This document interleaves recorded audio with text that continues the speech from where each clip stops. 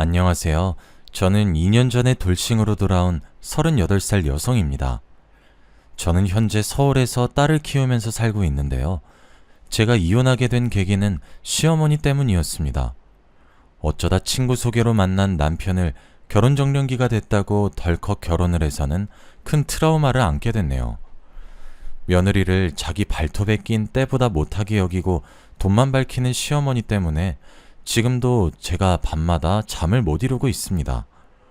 꾸는 꿈마다 시어머니가 나오는데 정말 자기가 고통스럽더군요.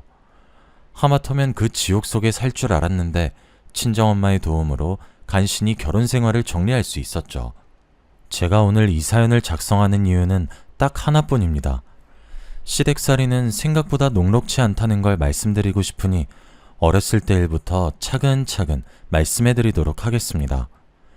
제 부모님은 두 분 다 택시 운전을 하셨어요. 아버지는 제가 어렸을 때는 트럭 운전을 하셨는데 크게 사고가 난 다음에 트럭 운전을 접고 다른 일을 하시다가 택시 운전을 하게 되셨죠. 엄마는 성격이 남자답고 화통하셔서 결혼하기 전부터 여러 가지 일을 하시다가 아버지를 따라서 택시를 몰게 되셨습니다. 밤늦게 운전을 하다 보면 술에 취한 남자 손님들이 간혹 엄마가 여자라고 우습게 여기고 짓궂은 농담을 던지는 일이 잦았습니다. 게다가 요금으로 시비를 경우가 있었는데 엄마는 그런 일에 휘둘리지 않고 야무지게 대처하시곤 했죠. 진상 손님을 만나거나 싸움에 휘말리게 될 뻔한 이야기는 늘 퇴근 후에 전해 듣곤 하였습니다. 한 번은 젊은 청년 둘이 목적지에 도착하자 택시 요금 문제로 시비를 걸었다고 합니다. 아줌마, 왜 뺑뺑 돌아서 오는 거야?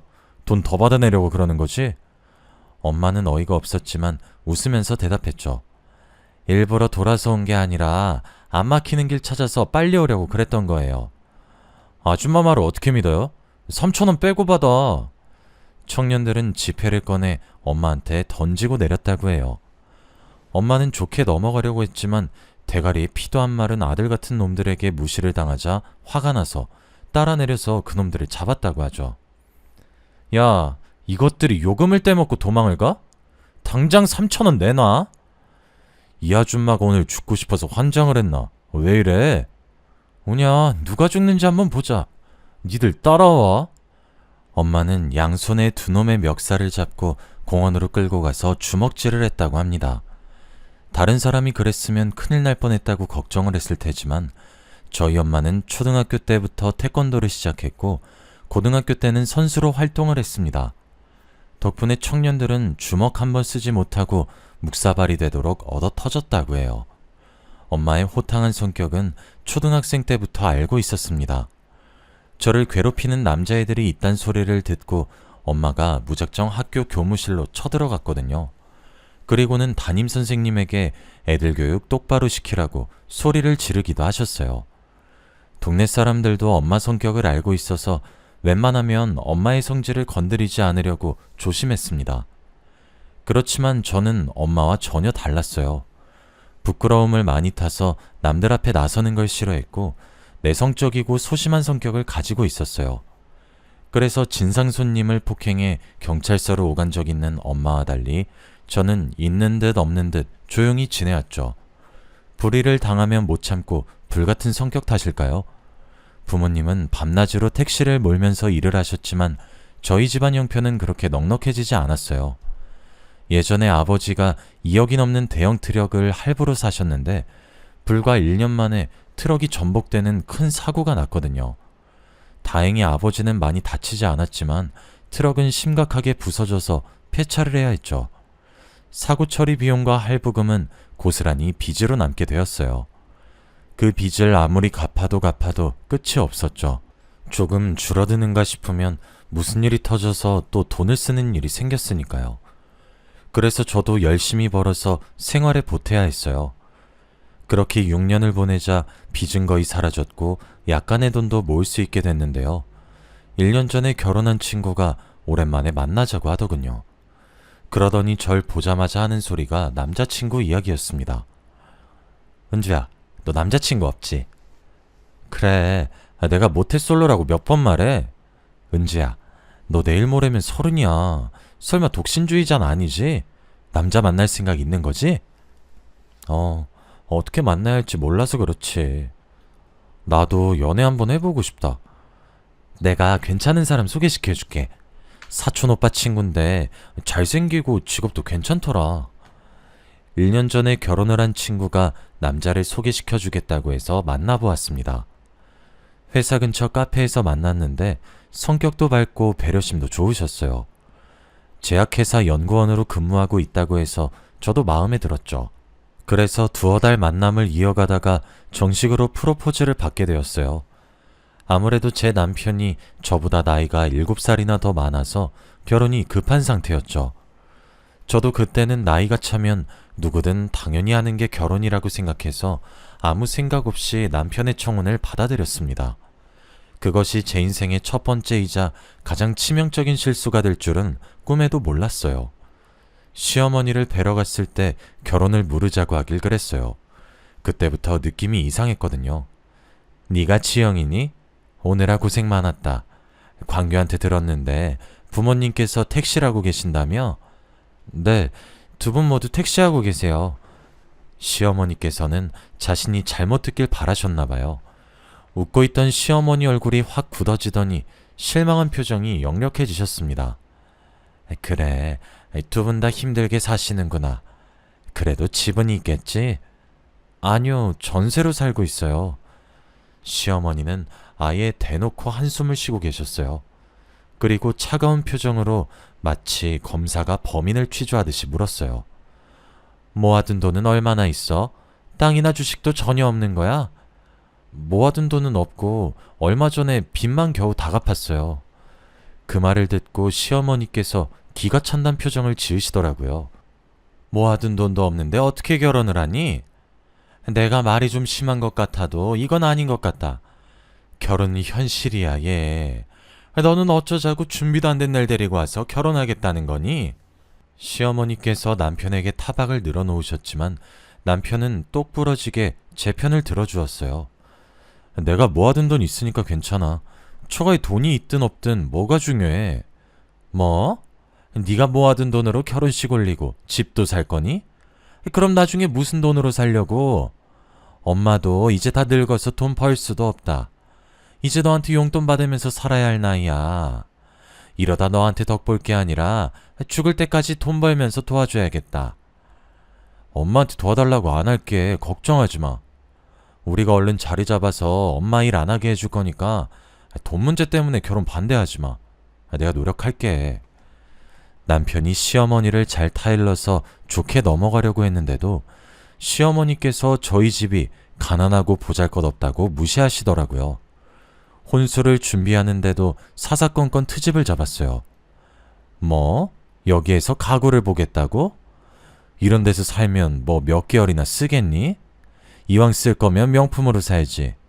하긴 명품이 뭔지도 모르는 네가 돈이 어디 있겠어? 됐다. 혼수고 뭐고 다 그만둬라. 내가 너한테 뭘 바라겠니? 시어머니는 저를 만날 때마다 입버릇처럼 돈도 없는 네가 뭘 하겠어 라는 말을 귀에 못이 박히도록 하셨어요. 자존심이 너무 상해서 당장이라도 파혼해버리고 싶었죠. 시어머니 때문에 남편이랑 여러 번 싸웠지만 남편이 결혼 후에는 이런 일 없을 거라고 붙잡더라고요. 여보, 조금만 참아. 결혼하고 분가해서 살면 엄마하고 마주칠 일은 없을 거야. 남편은 분가해서 살 테니까 걱정 말라고 했고 저도 분가는 기정사실로 받아들이고 조금만 더 참기로 했어요. 그런데 시어머니는 그런 기대를 무참하게 박살내버리더군요. 저한테 말도 안 되는 제안을 하셨거든요. 얘야, 혼수 같은 거 준비하지 말고 3년만 시집살이 해라. 3년만 제대로 하면 필요한 거 다 사주마. 네? 들어와서 살라는 말씀이세요? 그래, 내가 다 해줄 테니까 들어와서 살라고. 왜? 그러긴 싫니? 아니요. 갑자기 그러시니까 저도 놀래서 그랬어요. 없는 형편에 살림살이나 제대로 하겠니? 딱 봐도 내 도움 없으면 살기 힘들겠구먼. 네 친정 생각해서 한 푼이라도 아껴야지. 안 그래? 시어머니께서 이제는 친정을 덜 먹였어요. 집을 구해줘도 살림살이를 장만하지도 못할 테니 그냥 시댁에 들어와서 살라는 거였죠. 저를 위해주는 척 자기 옆에 앉혀두고 피가 마를 정도로 달달 볶아대려는 것 같았어요. 그래서 얼른 남편한테 가서 어떻게든 시어머니를 말려보라고 말했습니다. 여보, 어머님이 하는 말 들었어? 우리 살림 합치겠대. 당신이 가서 우리 분가해서 살겠다고 해. 살림살이 같은 건 내가 얼마든지 장만할 수 있어. 알았어. 내가 엄마 설득해볼게. 당신은 신경 쓰지 마. 정말이지? 진짜로 잘 말해서 우리 분가시킬 거지? 그래. 내가 잘 말해볼 거니까 행여나 이상한 말 하지 마. 하지만 남편 말과는 달리 시어머니께 아무 말도 안 하는 것 같았죠. 시어머니 눈치만 보면서 분가는 말도 꺼내지 않았거든요. 남편을 닥달해봤자 언성만 높아질 것 같아 답답한 마음에 친정엄마에게 전화를 걸었습니다. 친정엄마도 제 말을 듣고 기분이 나쁘다고 하셨지만 있는 집안 여자들은 원래 그런 법이니 우리가 이해하자고 하셨어요. 안 사돈이 없는 말 하는 것도 아니고 우리가 가진 게 없는 건 사실이잖아. 기분이 나쁘고 화가 나도 참아야지. 괜히 트집 잡히지 마라. 며칠 후에 상견례 할 때 내가 정중하게 분가시켜달라고 말해볼게. 엄마가 잘 말해줄 거라는 생각에 상견례 날만 기다렸습니다. 드디어 상견례 날이 다가오자 묘한 긴장감 속에서 거만하게 굴 시어머니를 생각하니 벌써부터 속이 불편해졌죠. 몇 번이나 심호흡을 하며 예약해놓은 식당으로 가니 시어머니께서 예상 밖의 모습을 보이셨습니다. 친정엄마의 얼굴을 본 시어머니가 얼굴이 하얗게 질리셨거든요. 게다가 저희 엄마도 깜짝 놀란 채 시어머니 이름을 부르고 계셨습니다. 아니, 너 경미 아니니? 그래, 은미야. 오랜만이다. 정말 세상이 좁구나. 옛날에 우리 친했던 거 기억나니? 이제는 사돈지간이 되고 세상 오래 살고 볼 일이다. 시어머니와 친정엄마가 친구라고 하기에는 너무 어색해 보이더군요. 엄마는 시어머니를 보자마자 몸을 뒤로 젖힌 채 실소를 짓고 있었고 시어머니는 기가 죽어서 고개를 푹 숙이고 엄마의 얼굴을 쳐다보지 못했어요. 거기다가 그동안 시어머니께서 한 짓을 엄마가 직접 이야기하기 시작하니 시어머니가 화들짝 놀라 그런 거 아니라고 부인하고 있더군요. 그런데 경미야, 네가 우리 집에 돈이 없다고 그렇게 무시하고 구박을 했다던데 우리 딸이 오해하고 있었던 거지? 그런 거 아니야. 내가 왜 며느리 될 애를 구박하겠어? 절대 그런 일 없었어. 이번에도 오해한 거였구나. 예전에도 내 친구 왕따 시켰다가 내가 물어보니까 아니라고 했잖아. 그때 소문이 너무 안 좋게 들려서 왕따 시킨 게 맞다고 생각했는데 이번에도 내가 오해한 거였구나. 엄마가 오해라는 단어를 강조하자 시어머니께서 어깨를 움찔거리셨어요. 맞아. 오해한 거야. 내 말투가 워낙 세서 다들 오해하더라고. 며느라, 미안하다. 내가 너무 직설적으로 말하는 편이라 네가 상처받았나 보네. 네? 네, 괜찮습니다. 저 하나도 상처 안 받았어요. 시어머니께서 금방이라도 울음을 터뜨릴 것처럼 완전히 울상이 되셔서 괜찮다고 말할 수밖에 없었습니다. 남편도 시어머니가 겁을 먹으신 모습을 처음 보았는지 의아스러운 표정이었죠. 어색한 침묵이 흐르자 남편이 귓속말로 무슨 일이 있었는지 아냐고 묻더군요. 저는 당연히 예전에 들었던 학창시절 이야기를 이야기하지 못했죠. 아버지께서 엄마가 예전에 일진이었다고 농담을 하셨거든요. 웃으면서 이야기하시길래 저는 당연히 진짜가 아니라고 생각했어요. 지영아, 너네 학교에 아직도 일진 있니? 선배한테 들었어. 그런 애들이랑 말도 안 섞으니까 걱정하지 마. 너네 엄마도 예전에 일진이었는데. 뭐? 엄마가?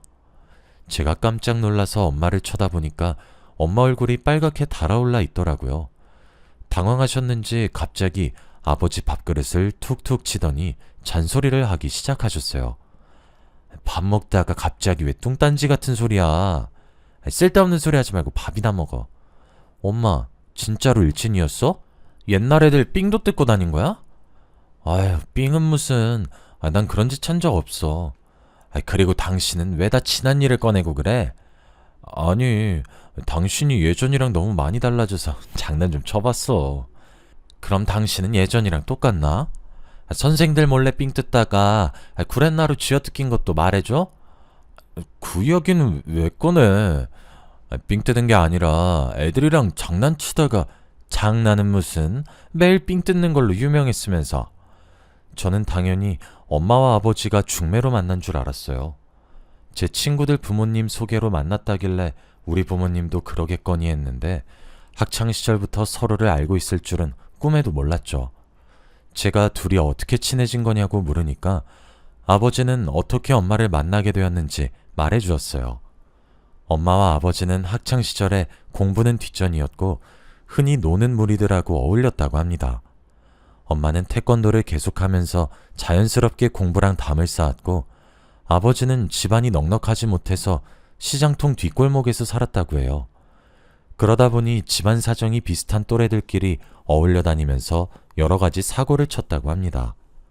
엄마는 체격도 좋았고 태권도로 다져진 실전 기술이 있어서 남자든 여자든 시비가 붙으면 피하는 법이 없었다고 하는데요. 싸워서 진 적이 한 번도 없었다는 말에 평범해 보였던 엄마가 다시 보였죠. 엄마가 남자랑 싸웠는데 다 이겼다고? 말도 안 돼. 나도 싸움은 한가닥 했는데 네 엄마한테 깨졌어. 그게 고등학교 2학년 때였나? 엄마의 싸움 실력을 알아본 일진들이 엄마를 꼬드겨서 한동안 일진들이랑 어울렸다고 해요. 겁이 없었던 엄마와 친구들은 길거리를 돌아다니다가 남학생들과 시비가 붙은 적이 있었다고 합니다. 그때 아버지가 엄마와 1대1로 붙었는데 졌다고 하죠. 그날 이후로 마주치기만 하면 으르렁거리던 사이가 미운 정이 생겨서 결국에는 사귀게 되었다고 하는데요. 졸업 후에도 계속 만나다가 5년 후에 결혼해서 저를 낳았다고 합니다. 엄마와 아버지가 이런 과거를 갖고 있어서 시어머니도 저를 못살게 구는 걸 멈췄나 봅니다. 그날 이후로 제 결혼 생활이 완전히 달라졌거든요.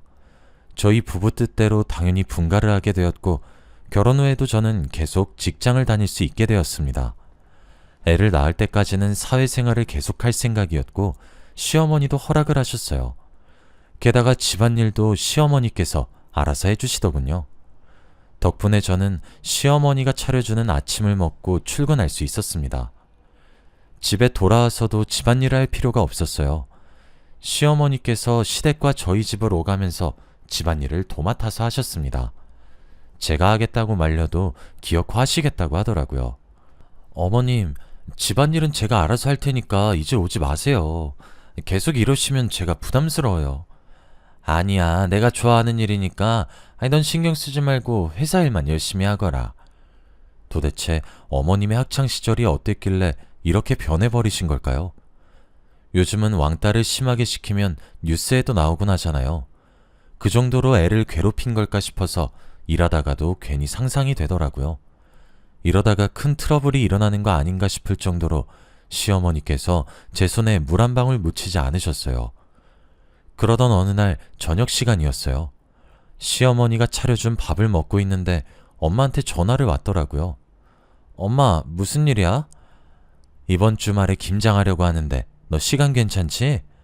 어쩌지? 이번 주말에 출장 잡혀 있어. 아니, 저번 주 주말도 출장이었잖아. 뭔 놈의 출장이 왜 이렇게 많니? 지점에 문제가 생겨서 내가 해결해야 하는데 담당자가 주말밖에 시간이 없다고 해서. 그럼 할 수 없지. 나 혼자 하마. 엄마가 통화를 마치자 시어머니가 다가왔어요. 무슨 일이냐? 은미가, 아니, 안사돈이 뭐라고 해? 이번 주말에 김장할 건데 제가 시간이 없어서 못 도와드릴 것 같아요. 그래? 그럼 내가 가서 해주마. 어머님이요? 괜찮아요. 그러실 필요 없어요. 아니다. 이제 한 식구인데 손이 필요하면 당연히 가서 도와야지. 진짜로 시어머니가 친정으로 가서 김장을 거들어 주더라고요. 며칠 후에 엄마에게 전화를 걸어서 물어보니까 시어머니께서 앞으로 필요하면 언제든지 편하게 부르라고 하더군요. 걔가 옛날에는 애들 왕따 시켜서 울리고 전화까지 가게 만들더니 나이 들어서 철이 들었나 보다. 옛날에는 나한테 까불다가 무지하게 맞았거든. 뭐? 시어머니께서 얼마나 괴롭혔길래 그래. 키 작고 소심한 애 데려다가 걸레 빨던 물 붓고 때리고 밟고 나중엔 경찰서까지 갔는데 아휴, 내가 이런 거 말하면 뭐하니? 너만 손해지.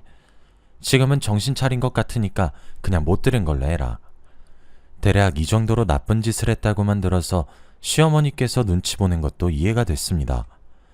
괜히 저희 엄마가 입을 여시면 동네 소문나고 남편 평판도 안 좋아져서 잘리거나 승진에 영향이 갈 수도 있으니까요. 지금은 시어머니께서 잘해주시고 제가 생각했던 것보다 결혼 생활에 큰 만족감을 느끼고 있었습니다. 회사 일도 바쁘다 보니 괜히 과거 일을 캐낼 필요는 없다는 생각이 들었죠. 그렇게 2년이 지나고 저희 부부 사이에 딸 하나가 생겼습니다. 저도 이제 직장을 그만두려고 부장님과 면담 자리를 가졌는데요. 부장님께서 한사코 말리시더라고요. 장대리, 지금까지 고생해놓고 이제 와서 왜 그만두려고 그래? 애 낳고 지금까지 잘 다니고 있었잖아. 이제 곧 승진할 텐데 계속 근무해. 그동안 고생한 보상은 받아야지. 그치만 저희도 자녀 계획이 더 있어서 가정에 충실하고 싶은데 장대리가 지치고 힘들어서 이러는 거 이해해. 그런데 애 한 명 더 가질 거면 돈이 더 필요할 거 아니야. 곧 있으면 좋은 소식 생길 거니까 좀만 더 기다려보자. 부장님께서 저를 붙잡으려고 괜히 하시는 말씀이라고 생각했습니다. 그런데 진짜로 몇 달 뒤 승진을 하게 되었죠. 연봉도 오르고 더 편하고 좋은 조건으로 일하게 되어서 그만두지 말까 고민이 되었죠. 퇴근 후 저녁 식사 자리에서 이 고민을 털어놓으니 시어머니께서 나서서 이야기해 주시더군요. 길게 고민할 거 없다. 네가 직장생활 하고 싶으면 계속해. 애는 내가 맡을 테니 걱정하지 마라. 정말요? 어머님 정말 감사해요. 대신에 이제부터 집안일은 제가 다 할게요. 어머님은 애만 봐주세요. 오니야, 앞으로 그렇게 하자. 시어머니 덕분에 워킹맘으로 근무를 이어나갔고 저는 이제 계장님이라고 불리게 되었습니다. 시어머니의 도움으로 일을 하는 사이에 회사에서 3년을 버틸 수 있었죠. 그러다가 한 신입이랑 친하게 지내게 되었는데요. 성격이 싹싹하고 부침성이 좋아서 여직원들에게 인기가 정말 좋았어요. 미혼인 여직원들이 모이기만 하면 신입 이야기를 하더라고요. 태승씨 있잖아. 성격 좋고 인물만 헐칠한 게 아니라 업무 능력도 완전 짱이야. 신규 사업 발표도 태승씨가 속해 있는 팀이 맡을 거래.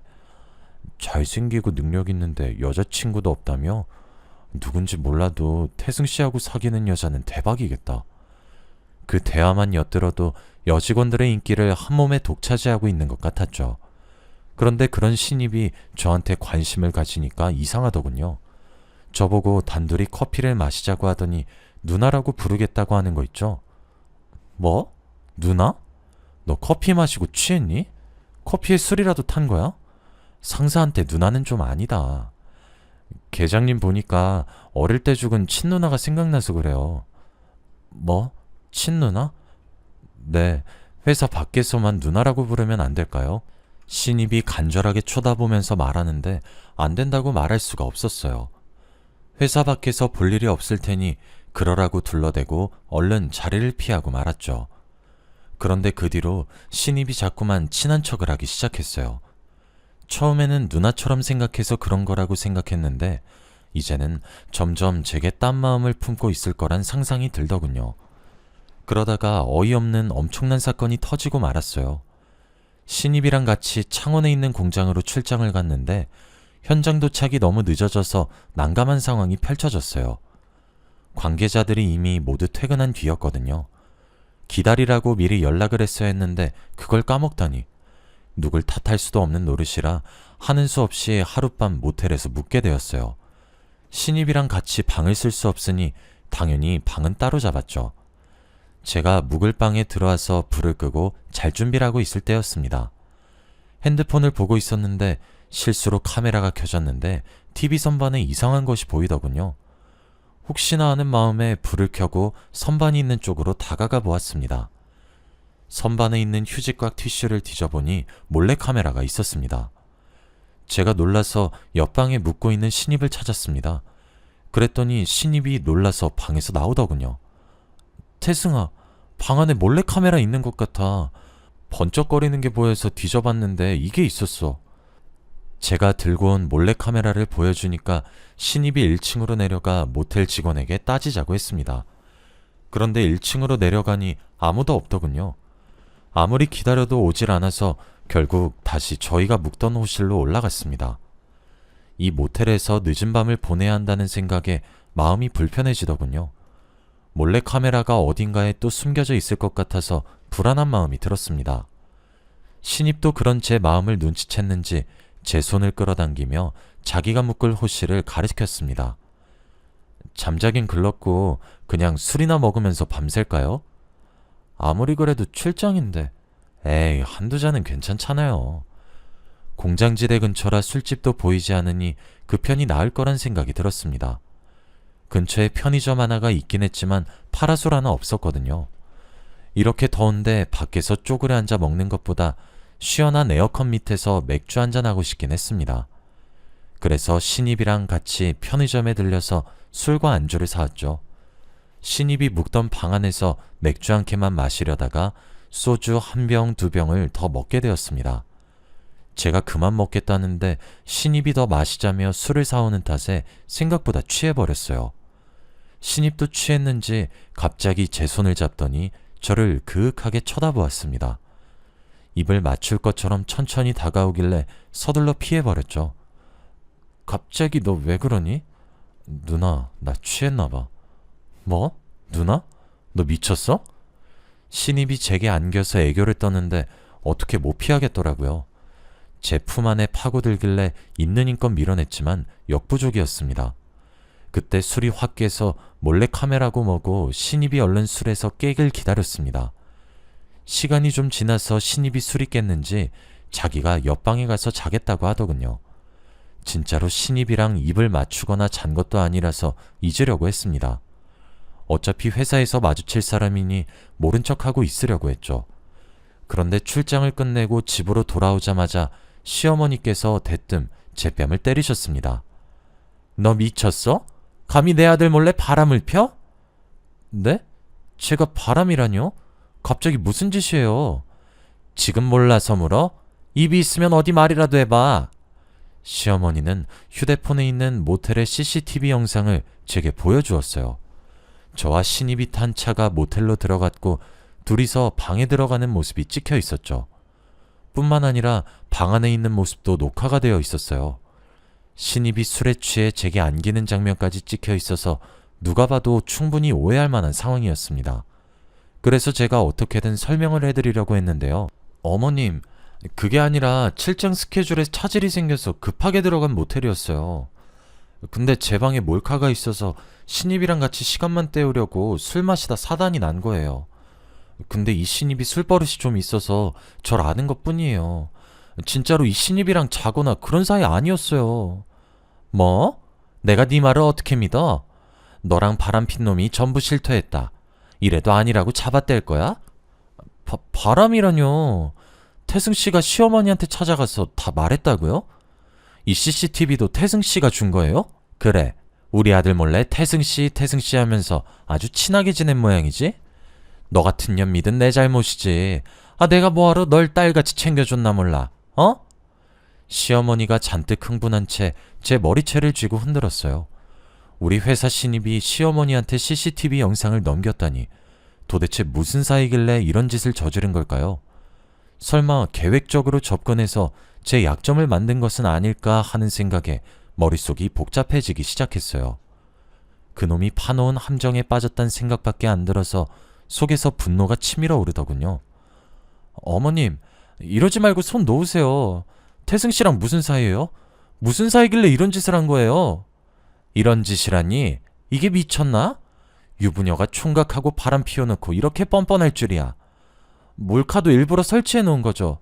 어머님이랑 태승씨가 작당한 거잖아요. 작당하긴 뭘 작당해. 내가 너 신고해서 깜빵에 쳐넣을 거야. 저는 태승씨를 데려와 삼자대면 하자고 했지만 듣지 않으셨어요. 시어머니는 저를 바람난 년으로 몰아붙이면서 당장 이혼하라고 난리를 치셨죠. 게다가 친정을 찾아가서 엄마에게도 증거들을 보여주면서 절 치욕스럽게 만드시더라고요. 당연히 저희 엄마는 시어머니의 말을 믿지 않으셨습니다. 너 진짜야? 네가 이런 짓을 저지른 거야? 아니야, 나 억울해. 출장 갔다가 모텔에 몰카가 있어서 무서워서 시간만 때우려고 술 한잔한 거야. 진짜로 잔 것도 아니고 그런 사이 아닌데. 나한테도 이렇게 말하더니 그게 말이 된다고 생각하니? 학교 다닐 때도 나 괴롭히더니 딸 자식 가르쳤을지 안 봐도 뻔하다. 내가 미쳤지. 진작 이 결혼 말렸어야 했는데 결혼시킨 내가 미친 것이다. 엄마, 진짜야. 내 말 좀 믿어줘. 어머니께서 CCTV를 어떻게 받으셨겠어? 태승 씨랑 무슨 작당을 한 것 같아.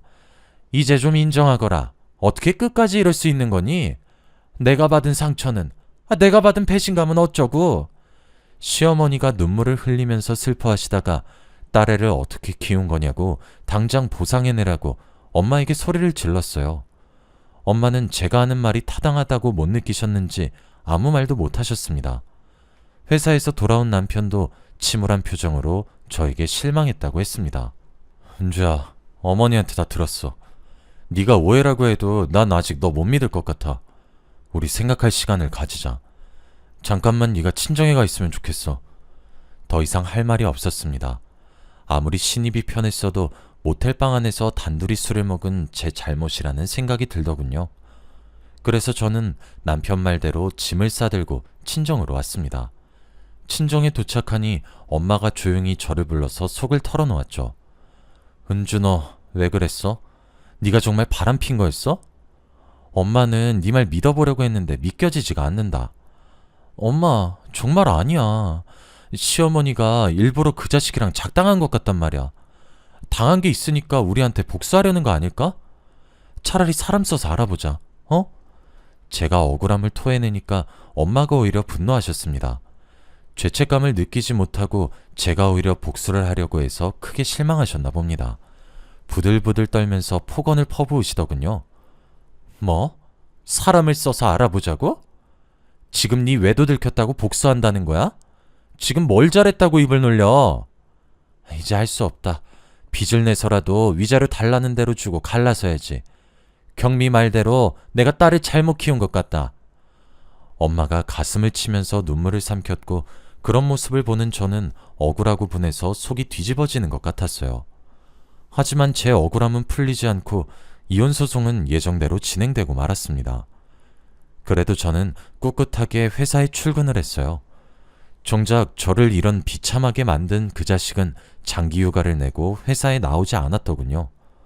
그놈에게 왜 이런 일을 꾸몄는지 묻고 싶었지만 연락조차 받지 않아서 그럴 수 없게 되었습니다. 더 기가 막힌 사실은 회사에 어이없는 소문까지 퍼지기 시작했다는 겁니다. 유부녀인 제가 신입을 꼬드겨서 바람을 피웠다는 소문이었죠. 저는 그 인간에게 이용당했는데 소문은 제가 그를 가지고 놀다가 헌신짝처럼 버렸다고 하더군요. 직원들이 저를 보고 벌레 보듯이 해서 순식간에 혼자가 되어버리고 말았습니다. 제가 겨우겨우 회사 생활을 견뎌내고 있는데 부장이 심각한 표정으로 저를 불렀습니다. 정 계장, 소문은 들었어? 간부회의에서 정 계장 문제에 대해서 의논을 했는데 품위유지 위반으로 자진퇴사라는 결과가 나왔어. 그러니까 되도록 빨리 인수인계해서 정리해줘. 알겠지? 따돌림까지는 예상했지만 자진퇴사라뇨. 그 말을 듣는 순간 화장실로 뛰쳐들어가서 눈물을 터뜨렸습니다. 그리고 저는 이틀 뒤에 사직서를 제출하고 회사를 그만두게 되었죠.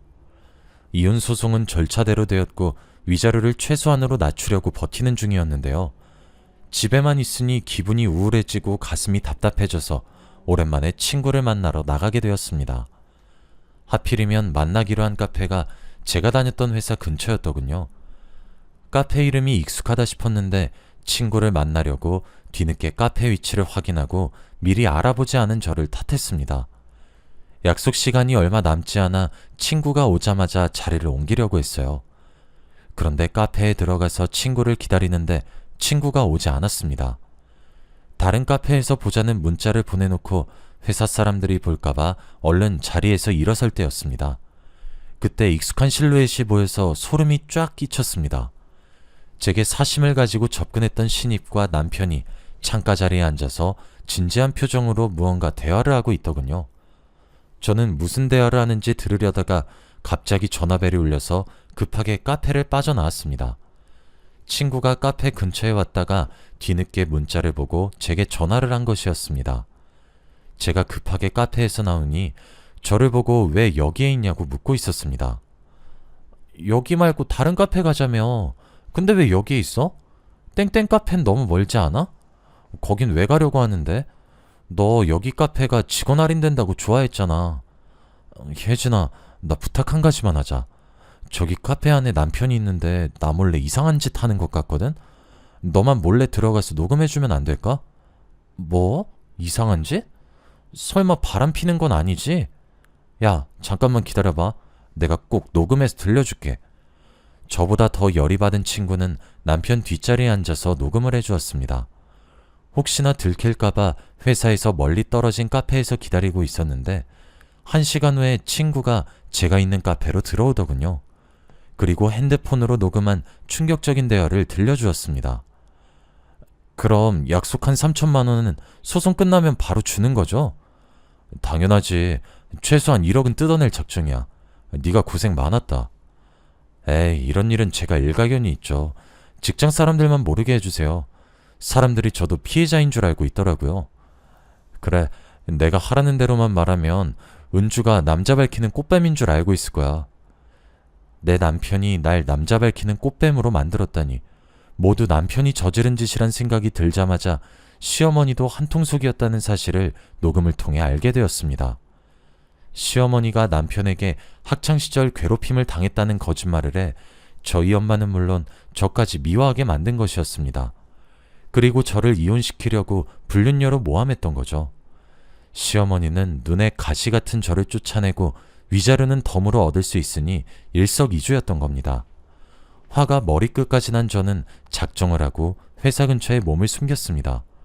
그래서 퇴근하고 나온 신입의 멱살을 잡고 골목 쪽으로 들어왔죠.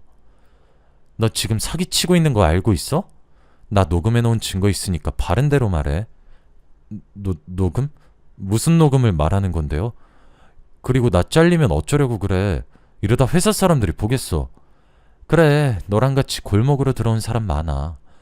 내가 이번엔 네가 꼬신 거라고 소문 좀 내보려고. 어때? 너도 한번 권고사직 당해볼래? 거기에 사기죄까지 추가하려고 하는데. 사기죄? 장 계장님, 미안해요. 내가 비트코인을 했는데 실패해서 빚이 너무 많아서. 그런데 장 계장님 남편이 갑자기 나한테 접근하더니 장 계장님 꼬셔보라고 하는 거야. 둘이 있는 사진만 잘 찍어오면 돈 주겠다고 해서 얼떨결에 저질러 버렸어. 신입이 남편과 시어머니가 시킨 거라고 자백하길래 그 말을 녹음해 두었습니다. 그리고 그 녹음본을 엄마에게 들려주었죠. 엄마는 녹음된 걸 듣고 충격을 받고 입술을 꽉 깨물더니 제 손을 잡고 시댁으로 달려갔습니다. 시모는 당연히 우리를 보고 버럭 소리를 지르고 있더군요. 아니, 여기가 어디라고 찾아와. 썩 안 꺼져? 시어머니가 상황 판단을 하지 못하고 소금을 뿌리려고 하길래 엄마가 시어머니의 팔을 강하게 잡아챘습니다.